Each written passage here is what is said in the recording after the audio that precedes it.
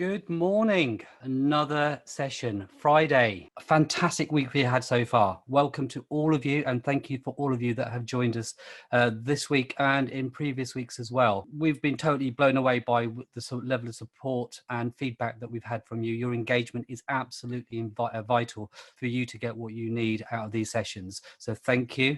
And today we have the fabulous Jen Barker and Tom Rees, who will be looking at how we prepare for Headship. A fascinating video that they've put together, and then we've got a live Q&A afterwards. If you are on Twitter, make sure you do go over onto Twitter and follow us at Chiltern TSA, where the conversation is happening live today. Use the hashtag LDeduchat, and that makes it so easy for us to find your comments. Do subscribe. We've got so much. We're not even halfway through our program at the moment of sessions, and I don't want you to miss out on anything. So all of the sessions this week, the working options in education with Sir Clive Woodward, Nigel Morris, Julie Snedden and Tim Armu is available. We've also got Vic Goddard that was with us. We've got Bob Cox. So without further ado, Jen and Tom have put this together for you as the start of this session.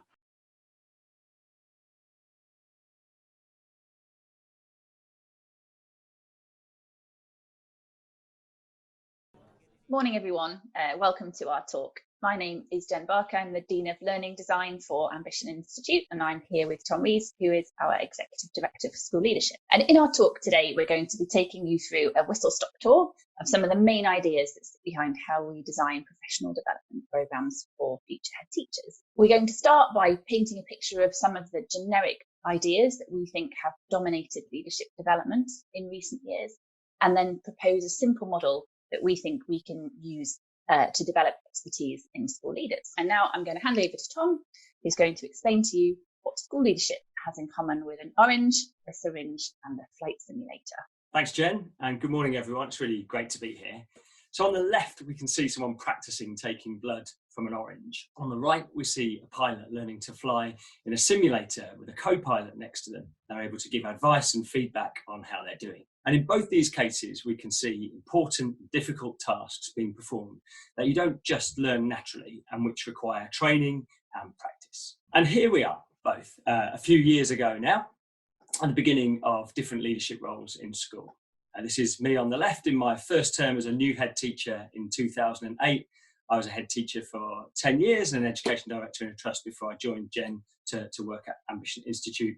And here's Jen on the right as an assistant head in 2013. And in both our cases, we look back really fondly at our time as school leaders and think through experience we became more effective. But in contrast to the examples of pilots or medical practice that we saw on the previous slide, we think we often met difficult challenges for the first time when they were live without having opportunities to practice. And this means that lots of learning took place through making mistakes or trial and error. And our job now is to think about how we best prepare school leaders for what are really challenging roles, and particularly the role of head teacher through professional development, and how we can use the really limited time and attention that school leaders have in the best possible way. Currently working with about 10,000 teachers and school leaders across the country, and so this question of how we prepare people for headship is something that we think a lot about. So in our talk today, we're going to step through some key ideas. First of all, exploring what school leadership is, exploring expertise, and then introducing these ideas around expert mental models, persistent problems, and expert knowledge. Let's start by looking more closely at what school leadership is. So here's some language from head teacher adverts on the TES website.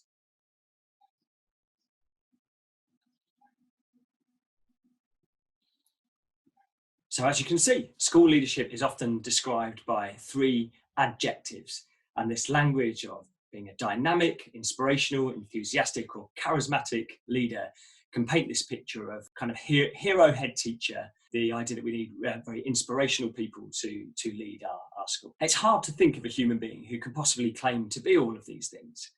And does it seem plausible that these traits and behaviours of being dynamic, innovative, or motivational are necessarily the most important things we want people running our schools to be? What about being experienced, knowledgeable, competent, or expert at your role? And there's often little mention here in these types of adverts of the actual things we want head teachers to know and be able to do. So if school leadership and being a head teacher is more than this type of language, well, what is it? I'll give you a few seconds to read this quote.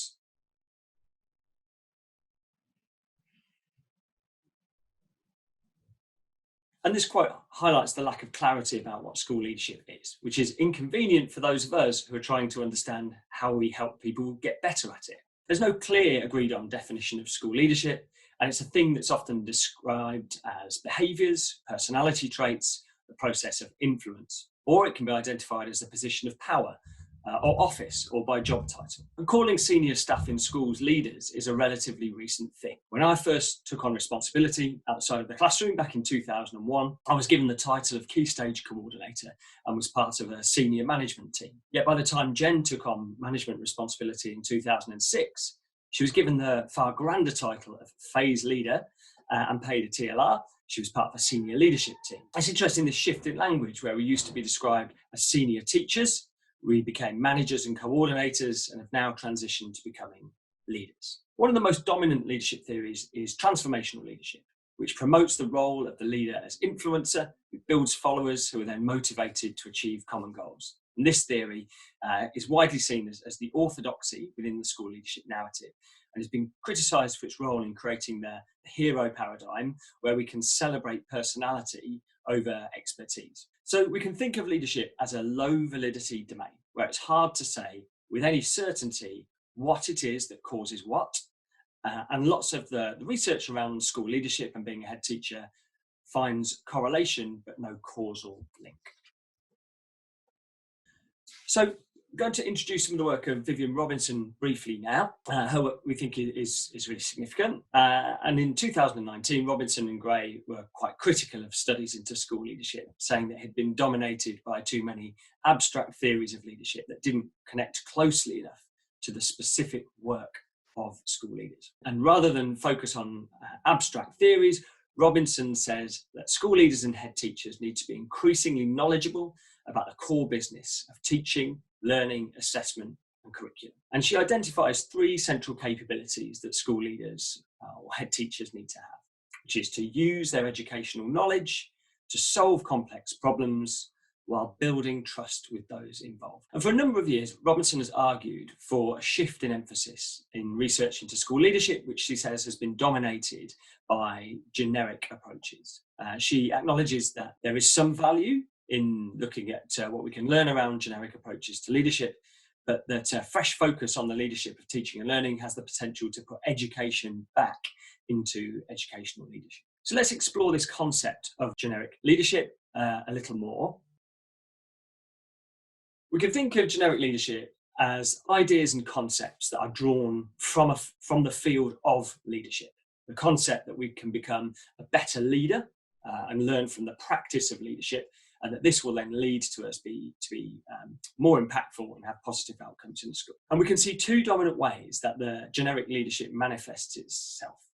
Firstly, through a focus on the individual characteristics or traits of a person, such as the adverts that we looked at earlier on. And secondly, through general leadership concepts, competencies or practice, things like creating a vision, implementing change or communication. So on this first point, where leadership often focuses on the traits and characteristics of an individual, about 10 years ago, there was a common view that the success of school leaders was largely due to a small handful of personal traits. And there was influential research at the time that supported this conclusion. But the balance of research now doesn't support this claim, and last year researchers reviewed the evidence and wrote that the claim that personal leadership traits by themselves explains a high proportion of variation in school leadership effectiveness cannot be justified. On this second point, in relation to general leadership competencies such as vision or change management or communication, we think that this approach overlooks the importance of subject or domain specific knowledge.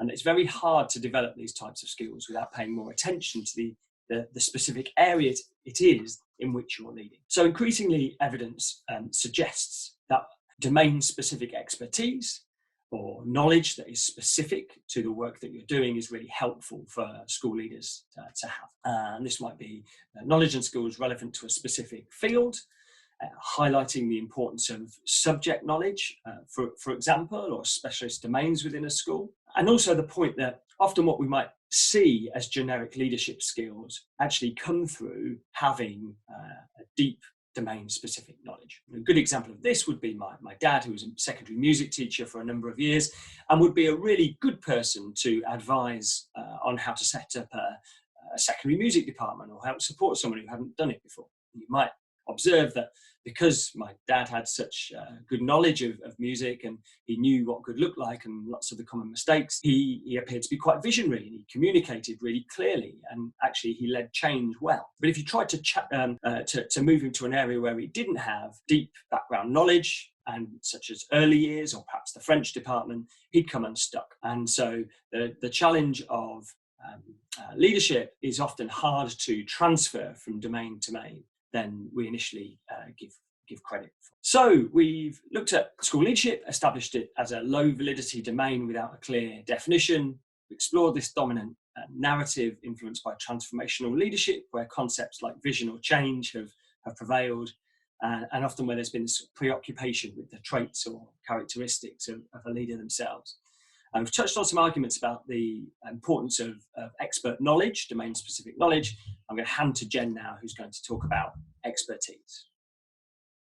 Thanks, Tom. And we're going to start with the work of David Berliner, who in 1988 said this.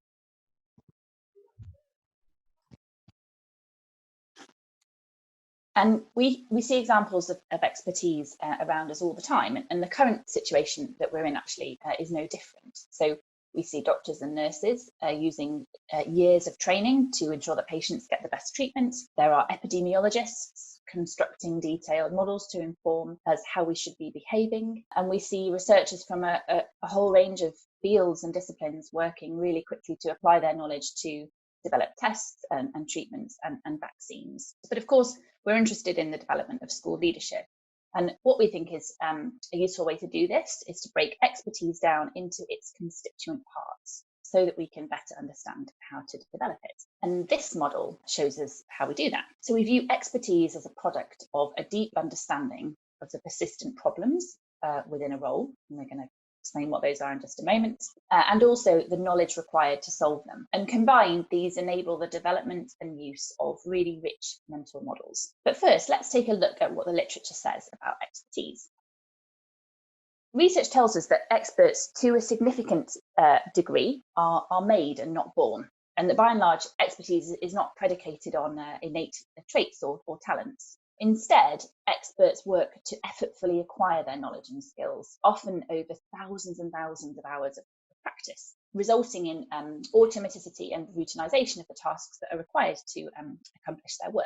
Expertise rests on a substantial knowledge base in a given area or domain, and by and large doesn't transfer well to other domains. So being an expert school leader wouldn't make you an expert in medicine. And research also tells us that experts have both the ability to apply their knowledge base to their work and also create new knowledge in their domain because they're working right at the forefront of their discipline. We also know that experts are more opportunistic and flexible in their work and more sensitive to both the task demands and the social situation that they find themselves in. And this is really important because when we talk about knowledge in particular as being integral to expertise, it can feel quite cold. But as we can see from David Berliner's work, having knowledge actually frees up a person to better understand the social situation that they find themselves in. And finally, evidence suggests that expertise develops along a continuum rather than being a binary distinction between a novice. And we think this is really important because we don't necessarily think it's helpful to classify somebody as an expert. Rather, we think it's more useful to think about expertise developing as a journey. So now we're going to take a look at mental models. And mental models can be described as what people know and how that knowledge is organised to guide actions. And this is good news because everyone can develop their mental models. So everybody can become more expert. Let's take a look at one in practice. If you were to imagine that you were going into a restaurant in a foreign country where you didn't speak the language, the waiter would come over to you, look at your party of four, for example, and say something, and you sort of instinctively, you hold four fingers up, the waiter says something else and walks away, and you have a sense to follow the waiter and end up seated at your table. The waiter will hand you some menus, ask another question, and you tentatively share your drinks order. And you're able to do this because at a very simple level, you have a strong mental model for this situation. You have the knowledge about what is likely to happen. And this knowledge then is used it's organized in such a way as to guide your actions. And so mental models enable you to navigate the situations that you encounter. They guide both your perception and your behavior. They're the thinking tools that you use to understand what's happening around you, to make decisions and to solve problems. And you can expand your set of mental models by applying bodies of knowledge to the problems that you face. And if we take a look at these next three school scenarios, as experienced leaders, even looking at these photos is likely to conjure up what it is that you may need to do in each of these situations. So from canteen management or giving feedback to a teacher, it's the way that your knowledge is organised to guide action. And for an experienced leader who has really well developed mental models, to bring their knowledge to bear in these situations is likely to be much less daunting. But for novice leaders, it can be quite a different story. So let's think about why expertise is important. And it's because we know it can make a difference. Teaching quality is of huge importance. It's arguably the greatest lever that we have at our disposal for improving the life chances of pupils. And we also have research insights into the impact of leaders on a range of measures, including pupil outcomes, where research suggests that leadership is thought to produce between 5 and 7% gains to pupil outcomes, to teacher retention, where effective principals retain the strongest teachers, prioritise the development of all teachers, and they lead schools where the least effective teachers are more likely to leave, and also to teacher satisfaction, where better school leadership is strongly associated with higher teacher job satisfaction and a reduction in the odds that a teacher will want to move schools. And so we think it's really important to invest in raising levels of expertise right across the system. So if we know what expertise looks like, what experts do, it could be really tempting to try and shortcut the journey to expertise, to look at experts and potentially imitate or mimic what they do. Let's take an example. So we know that Johnny Wilkinson could be considered an expert rugby kicker. At least Tom knows this. But depending on what aspect of his performance we were to look at, if we wanted to improve our own rugby kicking, that is, we could end up focusing on features that were not actually going to help develop our expertise. So if, for example, we were to kick left-footed, hold our hands together, place the tee in the same way, those things, they're not going to help us develop our expertise. And this problem is nicely illustrated by Greg Ashman in his critique of rubrics. And if we take the solid red block to denote expert performance in a complex domain, and the blue dot to represent certain features of that expert performance, we can see that by focusing solely on those blue dots, actually we lose the nuanced and holistic performance of an expert. And we see this happen in pupils' work, where pupils, for example, they tick off certain features of high quality writing in their work and produce a piece of work that doesn't actually necessarily make any sense. And it's easy to fall into this trap as leaders. Consider the leader who visits an outstanding school to only to see that, one thing that the school is doing extremely well is producing these amazing displays of all of the work that children are doing. And actually, if we were to reproduce only that feature of the school's performance, whilst of course they look very nice, it probably actually wouldn't be improving the progress or outcomes of our pupils. Thankfully, there is a person whose research provides a helpful antidote to this challenge. And this is the work of Mary Kennedy, who in 2016 wrote this. And Mary Kennedy, she broke the practice of teachers into 5 areas. And we've looked at how we can use this lens and apply it to the work of head teachers. But first, I'm going to hand back to Tom, who's going to talk to us about what we mean by the idea of a persistent problem. Thanks, Jen. Yes, so as Jen says, we can think about the work of head teachers as problem solving in this language, persistent problems from the work of Mary Kennedy.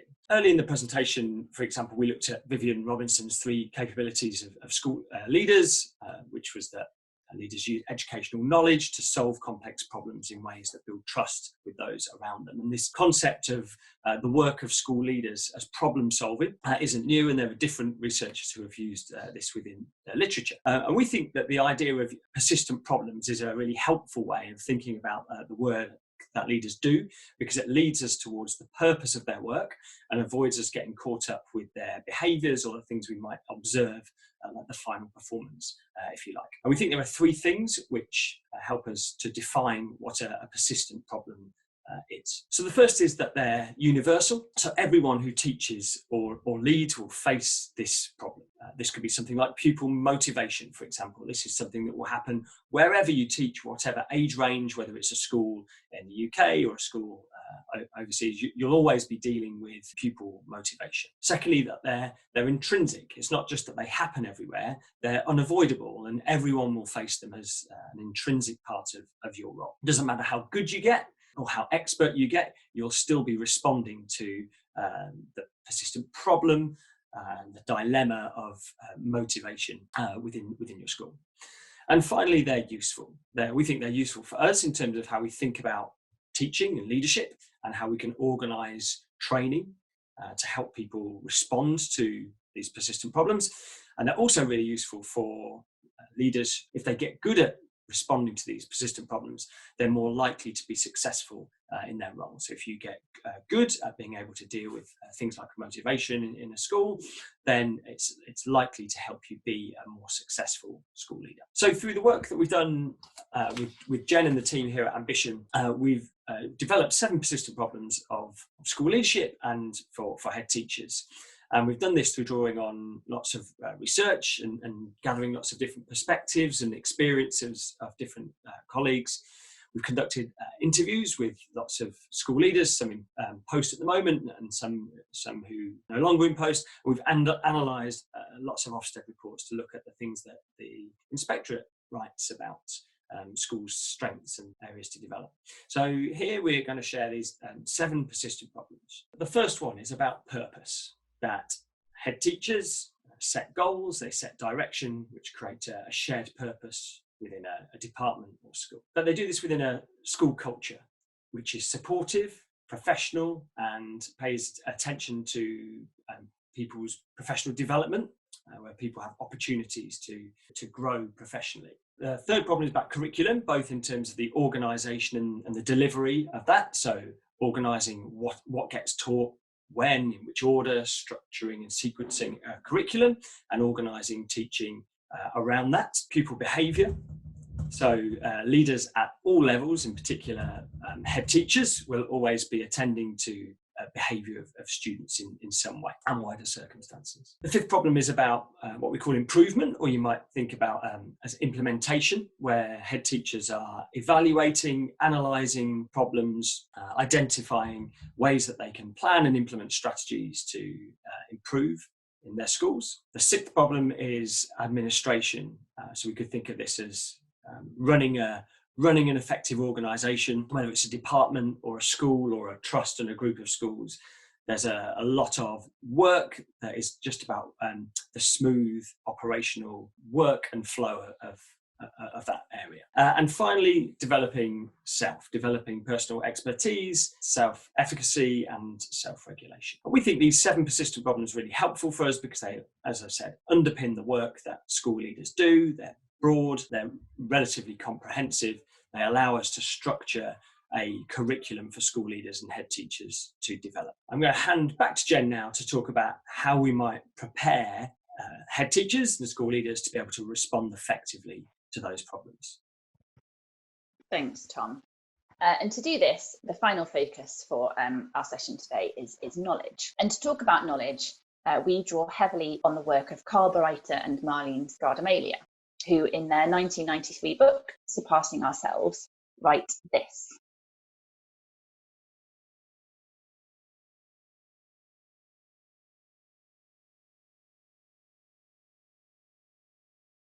And this is an important point because when we talk about knowledge, it can feel quite cold and quite disconnected from really important aspects of our work, like building relationships or collaborating with other people. But actually, drawing on Bereiter and Scardamalia's broad view of knowledge helps us to address this problem. And they describe 4 categories of knowledge.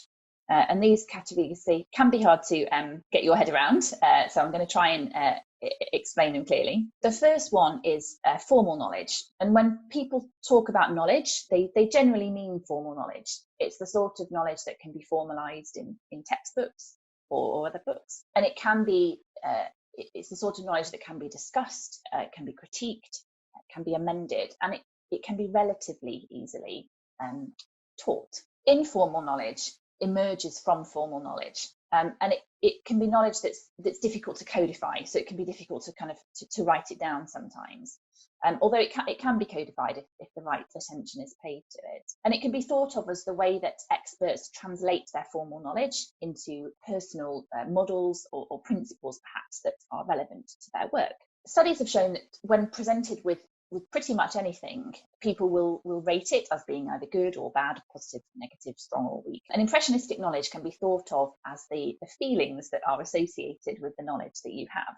And a good example, obviously, is the knowledge that you have about people that you know, who you will, likely have quite strong feelings about. And self-regulatory knowledge, it's not knowing how to do the job, it's knowing how to manage yourself to do the job in that way. And we include these 4 categories of knowledge because it's important to realise that knowledge is actually far broader than we might first think. It encompasses what we know, what we believe, and what we understand about every aspect of our lives. The work we do, the people we know, the relationships that we have. And it's all shaped by the experiences that we have had throughout our lives. And secondly, in developing head teachers, we want to dispel the myth that expert knowledge is in some way mysterious or unobtainable. And whilst, of course, it's true that non-experts possess some of this knowledge, the difference, Breiter and Scardamalia argue, is in, first of all, how much they have, how well integrated it is, and how effectively it is geared to performance. And the final 3 categories you can see there, we term the hidden knowledge of experts. And that brings us to the end of our whistle-stop tour. I'm going to hand over to Tom to say a few words to finish us up. Great, thank you, Jen. All right, so we've taken a really whistle-stop tour through some of those key ideas. We normally spend at least two or 3 hours when we kind of do this in more detail. So we're really looking forward to unpicking some of these in questions with you now.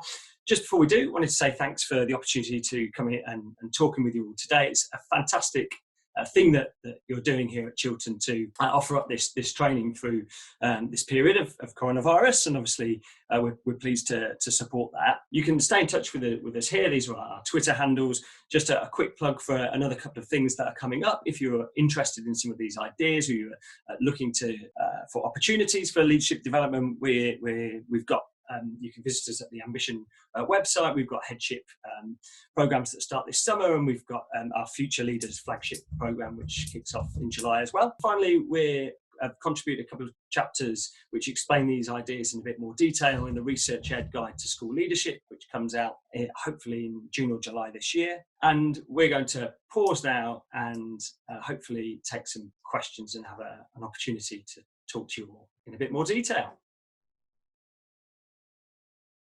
Welcome back. Thank you, Jen and Tom, for putting together, like you said, it is a whistle-stop tour. This is a vast topic. There's been some really good questions that have come through. So first of all, I'd just like to say hi and thank you and welcome to the E stage. Morning, everyone. Morning, it's great to be here. And again, congratulations on putting this together. It's a fantastic effort that you're doing on behalf of lots of people in the system. So well done. Thank you. But we're only as good as the contributions that people make and support we get. So thank you to both of you for joining us today. We are absolutely delighted that you're with us today, talking about a topic that I think a lot of people aspire to secretly sometimes. And I think sometimes we just need to shout that out and say, this is what we want to do. How do we get there? And I think this is a really good first step into looking at that and hopefully opening people's minds up and their voices into going into headship and into senior roles within our schools. We need a range of people in there. And I think sometimes voices are missing. There's lots of questions. I can see that you've been looking at some of those and answering some of those. Where did you want to start with, Jen or Tom? Either way, I can coordinate, but if there's a question that you want to start with, either one of you. Jen, have you got something that you want to start with? Very happy to go with whatever you think is kind of coming through most strongly, but we wondered if we took something about COVID and kind of, I think there were a couple of questions about kind of responding to COVID, something about leadership styles, and maybe something about experience. I'll jump straight in then. Stephen has asked a question: is the MPQH good prep for headship? Great question. And I think it's, first of all, it's important to say that it might depend, because there are lots of different providers offering different programs, and there are some differences between, I guess, areas of focus according to the provider that you undertake it with. I think there are certain parts of it that really are, particularly, I think, the work that relates to understanding your context better. And what we know from the work that we've done is that actually a huge part of the knowledge that leaders need to have relates to the context that they work in. And obviously what part of the tasks that you need to complete with MPQH are fundamentally about better understanding the needs of your school, the priorities that you need to address, and obviously looking at how you can make impact. Also spending time in a different school, I think, can bring that kind of contrasting experience, which again can heighten the understanding of the context that you're working within.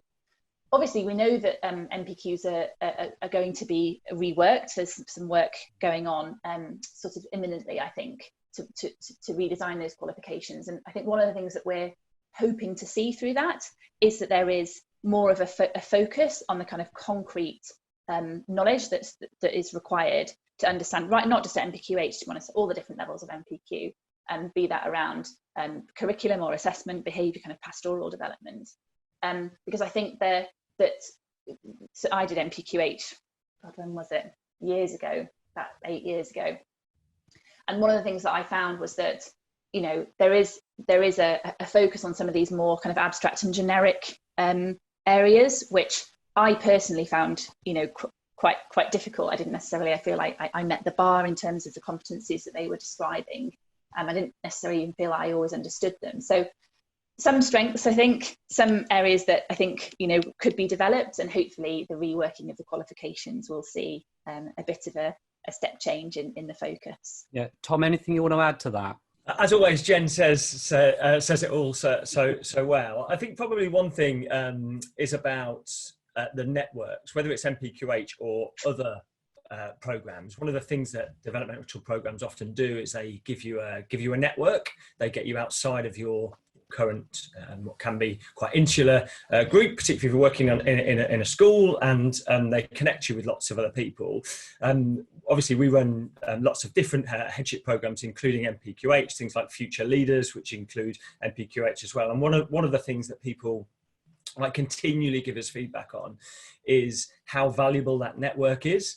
And it kind of links us into the COVID question, actually, because one of the things people are really doing a lot at the moment is drawing on their networks, and they're drawing on their networks for support, like pastoral support, companionship, and kind of to norm reference what they're doing with other people. And they're also drawing on their networks for knowledge, for things that they don't know enough about, that are emerging really quickly. And through these networks, people are kind of collaborating really effectively. And so, like, alongside the actual sort of training and the technical training that you get and the things that you'll develop in your school, you do sort of develop this network, which can sound like fluffy and nice, but actually it's essential for leaders, and particularly if you're in the role of head teacher or CEO, where you're often the sort of one person in that role in your organisation.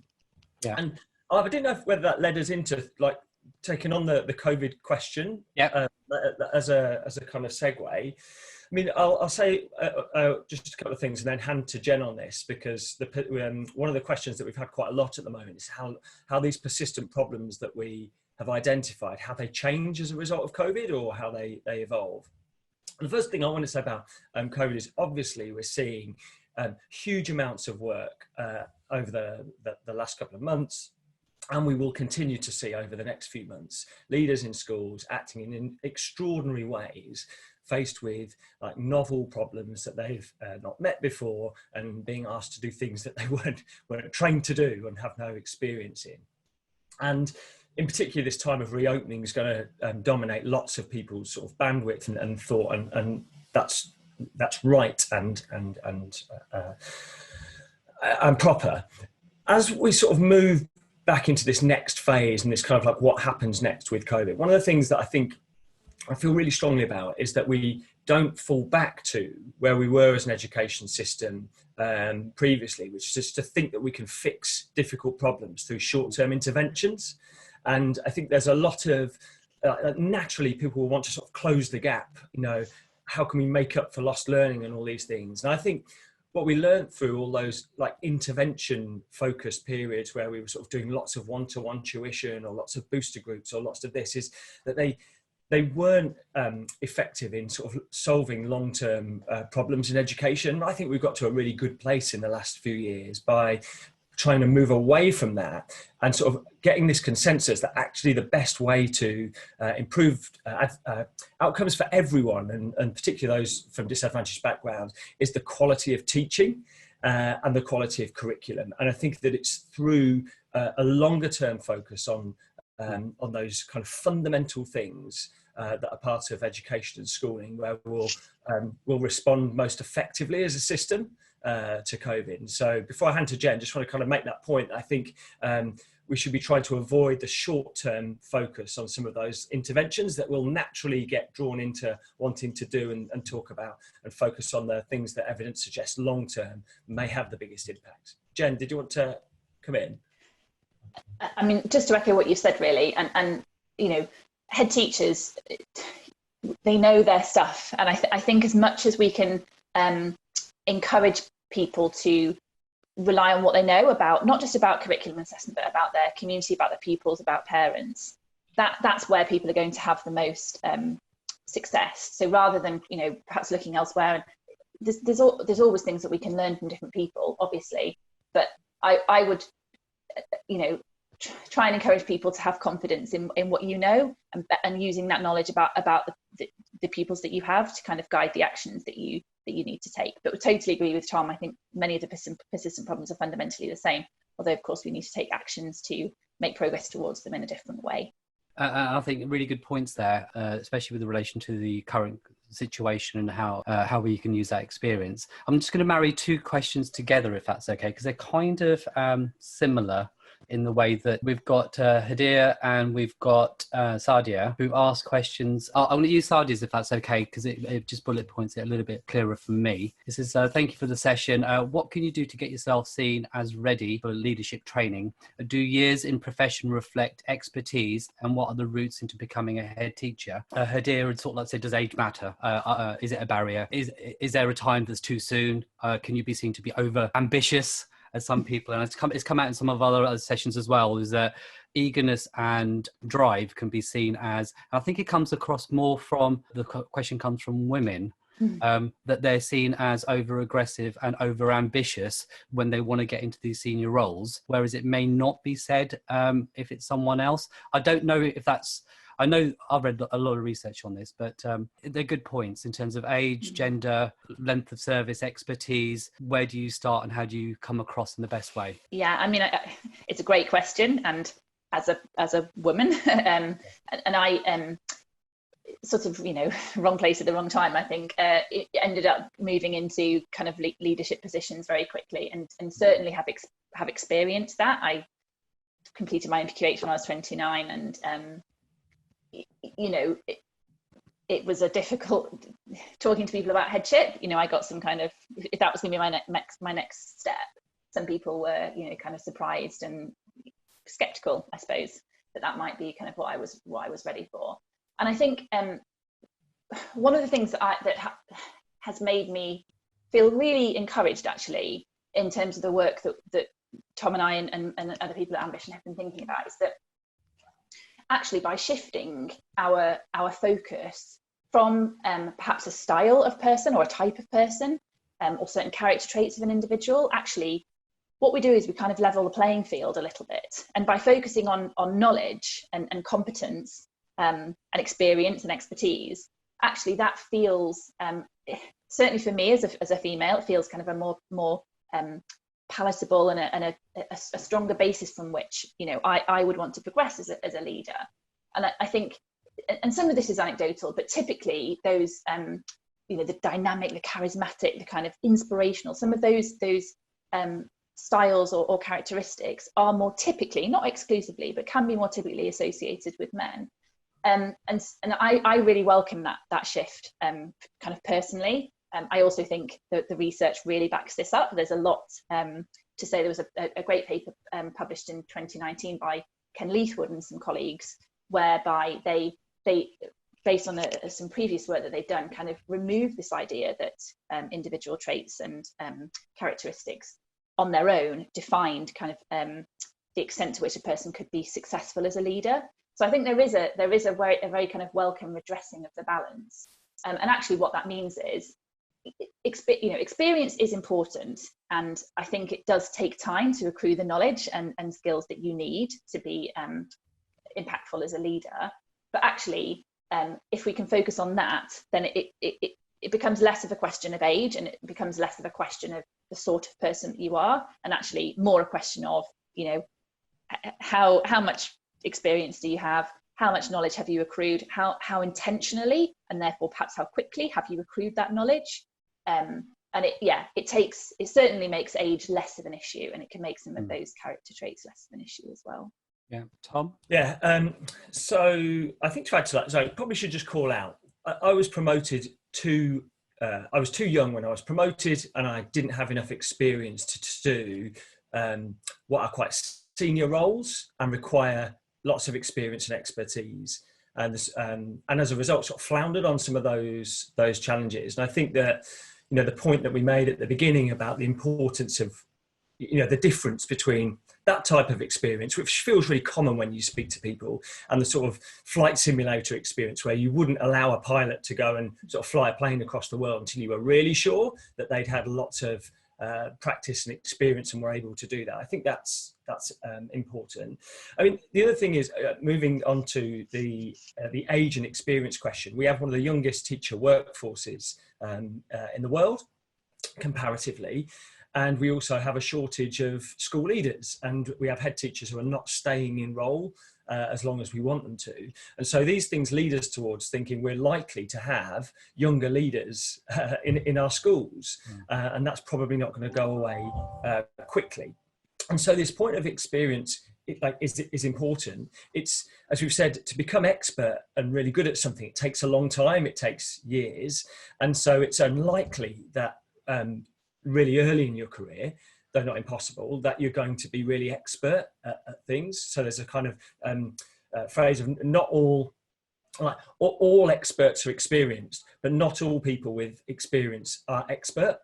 And so, example of sort of, I've been driving a car now for 25 years, I think. I've had my license. God, I sound old. But I'm not an expert driver. I'm a pretty mediocre driver because I've never really sort of taken any further training or qualifications to become more expert.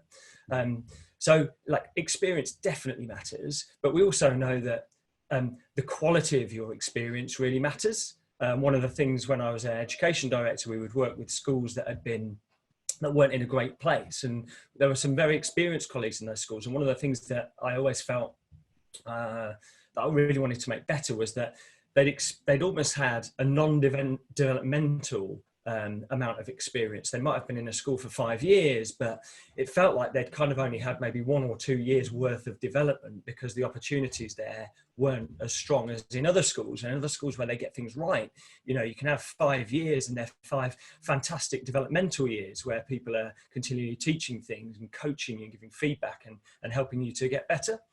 And so I think, it's a complex question. Experience really does matter, but it's the quality of experience that you have that helps you become really expert at things. And I also think, link back to the reform of MPQs, which Jen touched on, I think it's a really significant thing for us as a system, because until now, typically what you've done is, after 3, 4, 5 years, when you've kind of established yourself as a classroom teacher, and you might have kind of, you're doing really well, and you're kind of looking to like what the next things are in your career, the option is really to be a leader. and you sort of have to go and learn about some leadership stuff, and you might do like a middle leadership program that focus on some general leadership things. And I'm really excited about the kind of specialist MPQs and the development there, which is that you will sort of not have to go and learn about some leadership stuff, but actually you're going to learn more about some really important aspects of being an effective teacher and leading teaching, like assessment or curriculum or pastoral and behaviour. And I think they're great ways that we might keep motivated, smart people in the profession who don't feel like they have to go and become a leader, but they can sort of develop at being a more expert and senior professional. I think that's quite an exciting part of the reform. I was going to ask this question later on, but I think it just ties in with everything that you're saying at the moment, to do with barriers and to do with experience and to do with how to get into headship and the routes in. I'm responsible for an equality and diversity programme, DFE. So the DFE actually recognised that there's an underrepresentation of ethnic minorities within our school leadership structures. What do you think, this is going to both of you really, what are the barriers that we're finding that's stopping people of different ethnicities going into headship roles, specifically considering that 97% or thereabouts of heads are white and the vast majority of them are male? So there's lots of different barriers there. But if you think about working population stats, we're talking about 20% that are from a BAME background, and within teaching, and they're not breaking through that barrier. What do you think is the barrier there, or barriers, should I say? I'll start, Tom, and you can jump in. I mean, it's a great question, and it's something. It's an area which I would not in any way profess to be an expert. I'm doing a doctorate at the moment at Manchester University, and I've done a little bit of reading into this, and I think the honest answer is it's incredibly complex, and it's probably different for a lot of the individuals that we're talking about. BAME is it's a very broad kind of sort of bucket, isn't it? And within that group there are so many kind of it's such a complex picture really for the individuals who kind of make up that area. I think going back to the point that I made previously, whether there's whatever group we're talking about in terms of underrepresentation, I think a lot of that comes because in our minds we all have ideas about who the people are who do X, Y, and Z, and whether that's school leader roles or whether it's anything, it doesn't matter. And those are really powerful, and breaking down very kind of long-standing views about who the right people are to do certain things, whether that's you viewing it or whether that's you as an individual thinking about doing it, it's very, very difficult to kind of overcome that. And so I think that it's about, there's lots of different ways I think that you can sort of seek to address that. There are some great networks and groups that I think exist where you've got groups like Women Ed. I know that there are a number of different diversity groups. It's about celebrating people who do that work and who are doing it and doing amazing jobs. I think it's just about challenging the existing narrative really, and supporting where there are examples of individuals who want to progress into those roles, looking at their circumstances, trying to better understand those and create a variety of routes to support them to kind of progress into leadership positions. It's definitely not going to be something that happens overnight, and I think we need to be really intentional about how we focus on it, because you're right, the stats are pretty appalling if we're totally honest. And so we should be really mindful, we should all be really mindful, really considerate and really intentional about how we can to support movement really in that area. I'm hoping my implication wasn't there's barriers on one side, there's barriers on both sides. There are people not putting themselves forward. There are people that don't feel, so the whole imposter syndrome, that I'm not good enough for that role, because you don't see those role models in our schools. And so there are issues on both sides. Tom, is there anything that you want to add to that? So I should just sort of say, I always feel extraordinarily expert and underqualified to offer an opinion as a sort of a white male who was promoted very young and into senior positions. So I should probably call that out. So everything I offer is from that perspective. I think one of the things that particularly through our work at Ambition is we're very motivated about this issue, and we hold ourselves to account in terms of looking at lots of the data on this, and often understandably that lots of the focus will be on sort of as people are being promoted or appointed into roles and what the barriers are at that stage. I think one of the things that I've learned in the last year through this work has been about the sort of further back down the chain, if you like, on applications to training as well. So it's not just about the getting the role, but actually people who are applying to come onto our leadership roles, and in particular at executive level. So the sort of gap gets wider as you go up seniority. So there's a smaller gap at middle and senior leadership, wider at headship, and executive headship programs. There's that kind of really marked gap. It stands out wider. And so one of the things I think that we're taking on board is sort of responsibility for trying to make sure that we encourage as like broader a real broad range of representative across our workforce as possible across our different programs. And just to kind of link back to the point that we made as well, this focus that still prevails around the kind of particular type of leader, we think is one that just isn't going away very easy. Even though kind of like research was published last year, we sort of can still see the adverts on the TES. We see like lots of leadership programs that focus on like what type of person you are, what type of style you are, what type your characteristics are. And we think to ensure school leaders are representative of the diversity that exists amongst our school communities, it's really important to avoid perpetuating any of those stereotypes. Absolutely. As I said, it's a very big topic. I think it takes, you shouldn't belittle your own experience in that, Tom, in terms of everybody needs to be part of that conversation, irrespective of who you are. It's not a one side or the other side. It's literally a conversation that we all need to have together, because to plug that gap in terms of heads leaving and not being replaced, having a diversity of thought and experience in our leadership teams. And it's been noticeable in the current climate that that's actually something that's been quite amiss in terms of thinking about the different types of people that we have in our establishments. And we need to have that diversity of thought, no matter what background you come from, to actually deal with these problems in a more cohesive way. And on a day-to-day basis, I'm going to jump straight into something that's a little bit easier to answer. Graham Pike has asked, new headship, whole school briefing, first speech. What would you recommend? Go on, Tom. Oh, thanks, Jen. Who is this? Graham Pike.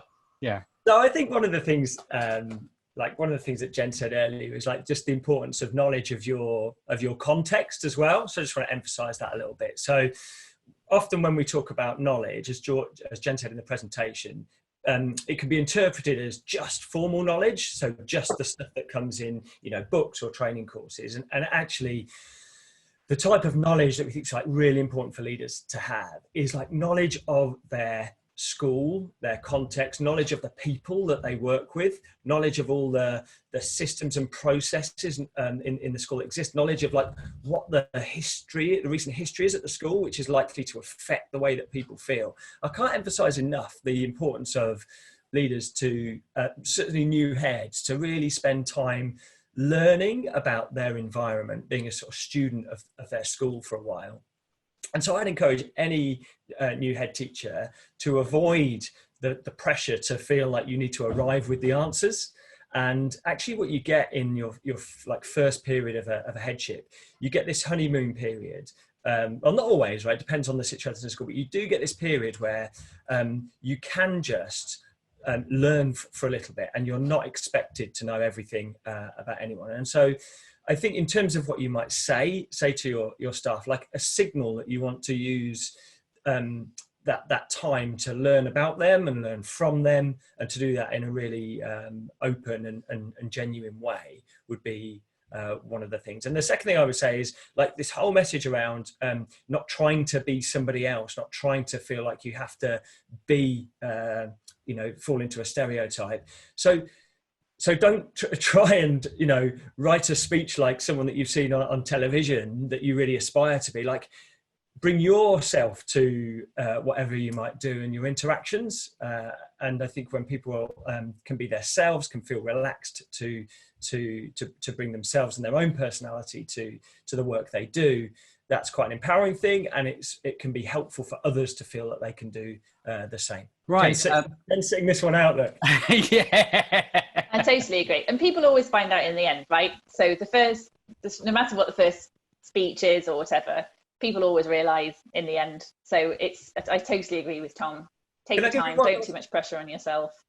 Can I give you one last tip, right? And this is anecdotal, not backed up by any research, and Jen's going to cringe about this, but don't overthink what you wear. So my wife takes the mickey out of me continually for when I was a young head, like continually on training days, standing at the end of the bed and saying, is this all right?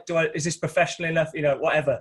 And it took quite a few years in the end saying like, doesn't really matter, just go and be comfortable in what you're wearing. Just don't overthink those things, I think. Yeah, absolutely. Right, we're coming towards the end of the session. I'm just going to wrap up by saying one of the strands that ran through your presentation and some of the questions as well is the support networks. So I know both of you are active on Twitter. It would be really good if you could tweet out, if you put the hashtag LDeduchat and then any links to good support networks for Headship or people aspiring to be heads. That would be really, really, really appreciated by all the people that are attending today and anybody that's following on Twitter. I just want to sort of like, in terms of networks, for me personally, I looked at, Anne Palmer's with us today from Chiltern College. I looked at her as a really strong leader who's given so much support, and she continues to do so. Later on in the program, we've got Diana Saji, who deals with the courageous leaders, again, to support networks. Evelyn Ford, who talks about her journey, about how support has been so vital in her journey into headship to Copthall in London.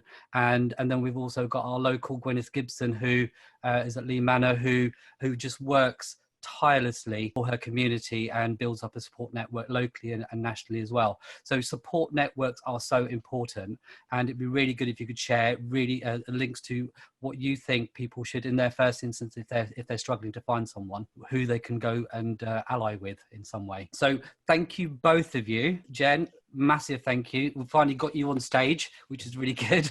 People don't know what goes on behind the scenes. And thank you, Tom. No, not at all. It's been a total pleasure to be involved with this series, and we'll definitely send some links out, and we hope to stay in touch with you moving forward. Likewise. Thank you. Thank you so much.